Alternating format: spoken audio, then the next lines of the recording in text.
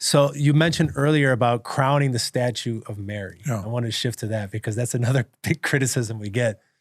Back to the idol stuff is what I made a funny meme and I got attacked by both Catholics and Protestants, but I thought it was so funny because I shared a picture from my old parish. There's a statue of Our Lady of Fatima and the three children, Francisco, Jacinta, and Lucia, is statues like praying to, like, we're so Catholic that even our statues pray to statues.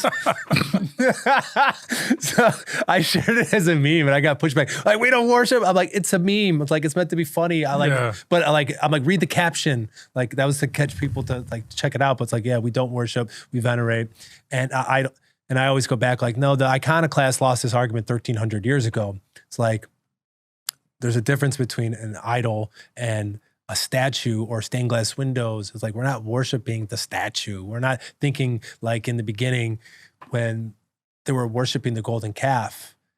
Even the Israelites said that this is the God. They pointed to the calf, that this is the God that brought us out of Egypt. They were just trying to take God and put him into that idol. Like, we're not trying to take Mary and put her into the statue. We're not trying to take Jesus and put him into a statue or do those things. Like, no, this is just the opposite. It's the opposite. The statue or the image calls us into a deeper reality. Exactly. In his Confessions, St. Augustine kind of writes about this distinction, an idolic gaze versus an iconic gaze. So everything in his worldview is can be enjoyed or used. And I mean, the Latin translations kind of like lose a lot when I say use or enjoy, but the idea is things that are used are meant to propel somebody to another place, and the enjoyment is like it's not necessarily like Platonic rest, but like a rest or a contemplation. And for Augustine, everything other than God must be used. So the only thing that's allowed to be enjoyed is God.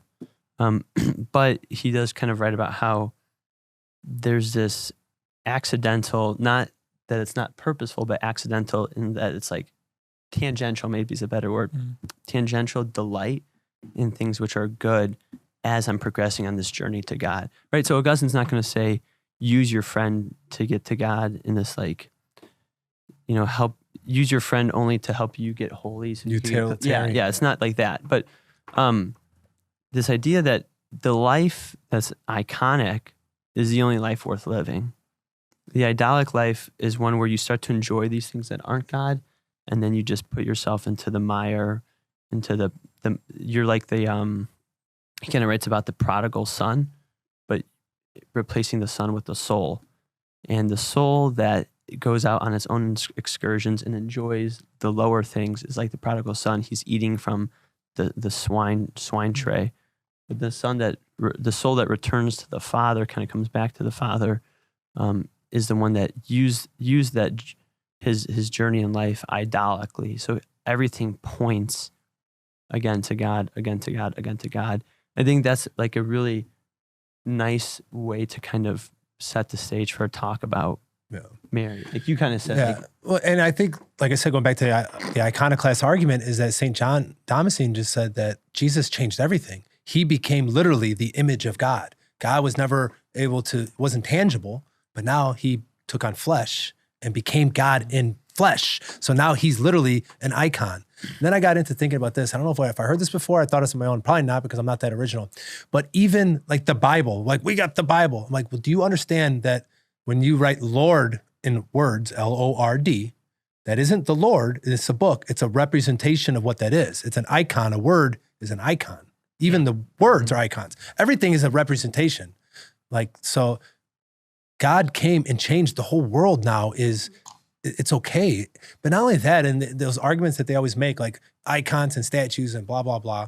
It's so tiresome. In the Old Testament, right away, we see the ark is built. The ark is put 2 cherubims on top of the ark. All throughout the temple, it's full of images everywhere you look. Right away, when Moses goes into the desert and the snakes are biting them, what does God tell Moses, put a bronze serpent and look it up. And he not only said lift it up, he used that as his own example that Jesus says that I have to be lifted up like the serpent. And so why would he say, oh, Moses did that? That was bad. Like, no, like God, that doesn't mean that these are things that we are worshiping in themselves, but God told them that they had to not only he didn't say, I'm going to get rid of all these snakes that are biting you, right? He could have easily said, okay, done. He said, no, make a bronze serpent, wrap it on a stick, lift it up, and then whoever looks at it is going to be healed. So not only did they make it, you had to look at it. Well, why are they looking at it? He could have just made the snakes go away.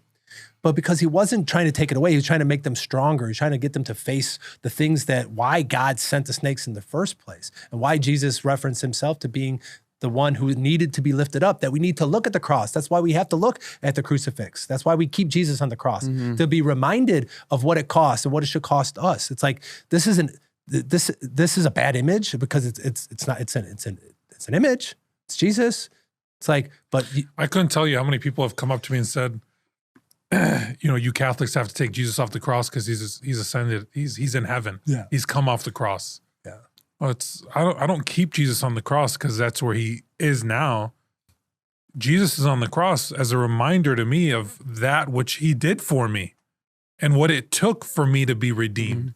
Yeah. Like, I should never forget that in my sinfulness, I needed God to become man, die on a cross for my sake, for me personally. Yeah. And St. Paul says, I preach one thing, Christ crucified. When you tell Paul's keeping Jesus in the Bible on the cross? And that's, so to ground, again, we're always going to be going back to Mary here in this episode. So we're trying. Well, we're trying because you and I like to talk. Yeah. And we geek out on Catholic stuff, which is the whole point of this podcast, I guess. Yes, let's go. Mary isn't an idol. We're defining what idols are. And an idol is basically you're trying to contain God in an object. You're exerting some sort of power over God by saying, this is where God rests. This is kind of how God is defined. I would go so far as to challenge people and say, if you're only going to interpret God through your reasoning of Scripture, it's an idol. Scripture can become an idol. Yes. And that's what Jesus charged the Pharisees with. They were so hardened in their hearts because of their interpretation of Scripture that they were unable to see that he was the Messiah that they were waiting for. And that was the clashing constantly with the Pharisees and the Sadducees because they had idolized their interpretation of Scripture. So much so that the Son of Man himself was the one speaking to them and opening up Scripture. They were unable to hear it. And so you can make things of God into idols. Yeah. That's something we gotta be careful of. So Mary to us isn't an idol. We can't contain Mary. We can't contain who she is in a statue or an image or an icon, whatever it is. No, what she does for us is she points us to Jesus, and she does it perfectly. And so perfectly that she becomes the mother of the church, which is the bride of Christ. And so this familial relationship is established through what Jesus gives us. He's constantly referring to the Father, right? He's referencing himself as the Son. And it's only natural to give us a mother, one who points back always to God, one who points us back to her Son. And that's why we honor Mary. That's why we crown Mary, right? We literally believe that Mary's crowned queen of not just earth, but of heaven as well, right? The angels look to her as mother because of the perfect nature with which she points people back to Jesus. Yeah.